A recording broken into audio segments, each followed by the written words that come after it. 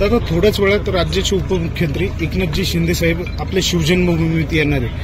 आपण एक शिवभक्त आणि शिवनेरीचे आमदार या नात्याने आपण काय मागणी करणार? जुन्नर तालुका ही छत्रपती शिवरायांची असलेली जन्माची भूमी आहे आणि जन्माची भूमी महाराष्ट्र राज्याचे विकासाचं मॉडेल व्हावं एवढी एक मागणी. मॉडेल म्हटलं तर सर्व आणि हीच मागणी महत्वाची आहे. दादा, बिबट सफारी सर्व त्याच्यामध्ये दारागाड, बिबट सफारी, चारी बेश्वर मोठे महाद्वार, त्याच्यानंतर इथे कृषी MIDC मागतोय आम्ही. त्याच्यानंतर इथे आम्ही ॲडव्हेंचर्स गेम मागतोय. इथे आपण नौका नाही मागतोय, स्पीड बोटची परवानगी मागतोय. इथे आपला रोपवे व्हायला पाहिजे. इथे मोठं आठवडे म्हणजे मोठं नाट्यगृह व्हायला पाहिजे. ज्या अद्यावत ज्या सगळ्या सामोरे लागतात त्या सगळ्या हव्यात, जेणेकरून पर्यटनाचा जो सर्वसामान्य पर्यटकांना जी अपेक्षा आहे त्या सगळ्या अद्यावत गोष्टी या निसर्गाची जोडण्याचा हेतू आपला असल्यामुळे आपण हा तालुका मॉडेल व्हायला पाहिजे अशी जोरात मागणी केलेली आणि त्यांनी रिस्पॉन्स केलेला आहे. आपल्या सुकाळ बेडे आणि दुसरा आपला वैष्णवधारण दोन्ही करून आपल्याला विमाशनाला जायला महत्वाचा रस्ता आपल्याला कमी वेळामध्ये विमाशनाला जायला तो सुद्धा रस्ता आपल्याला गरजेचा आहे.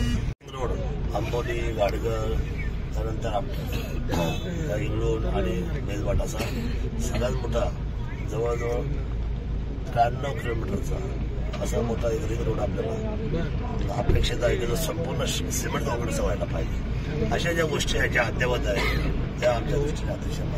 दादा, पर्यटन तालुका आपणच केलेला आहे, पण जुन्नर तालुक्यामध्ये MTDCचे एकही रिसॉर्ट नाही. MTDC रिसॉर्ट आपल्याला तरी पण मागणी आपण केली. आता पुढचं अजून काय काय राहणार दादा? आता कसं याचे स्पॉट ठरवावे लागतील, याचे 3 टप्पे करावे लागतील. पहिल्या टप्प्यात आपण काय करणार, दुसऱ्या टप्प्यात काय करणार, तिसऱ्या टप्प्यात. मला असं वाटतं की आपण 1.5 वर्षाचे 3 टप्पे करायची हरकत नाही. कारण आपल्याला इथं पुढच्या काळामध्ये किंवा 4 बजेट तरी मिळतील. त्या 4 बजेटमध्ये आपण हे 3 टप्पे करायला काही हरकत नाही आणि सगळी कामं होतील अशी मला 100% खात्री आहे. आपण पाहिलं कोर्टाची बिल्डिंग झाली जी आपण 14.5 कोटीची न्यायवेदीची कोर्टाची बिल्डिंग बनवली, इतकी सुंदर बनवली की आज तिथे 17 न्यायालय चालू झाले. सुप्रीम कोर्ट, हायकोर्ट त्या ठिकाणी येऊन गेलं आणि उद्घाटन झालं. त्यामुळे आपण एक क्रांतिकारी पाऊल टाकलंय. जुन्नर तालुका प्रगतीमध्ये आज सगळ्यात उंच असला पाहिजे.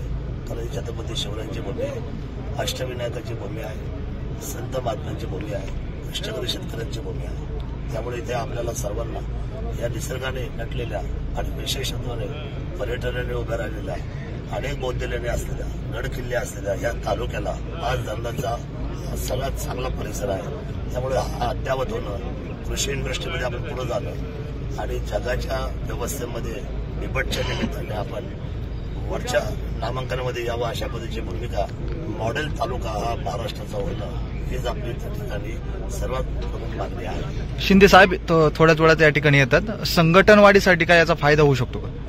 संघटनवाढी हा पक्षाचा फायदा आहे आणि निसर्गाच्या असलेल्या पर्यटनाची चालना हा आपला रोजगाराचा विषय आहे. त्यामुळे ह्या दोघांचा समन्वय साधून हा तालुका आपण निश्चितपणे महाराष्ट्राच्या पटलावर अतिशय जबाबदारीने 1 नंबरला घेऊन जाऊ. आता पुढे आलेलाच आहे. मागच्या मी 2014 ते 19 जेव्हा नेतृत्व करत होतो. आता पुढे थोडी जास्त ताकद लावावी लागेल.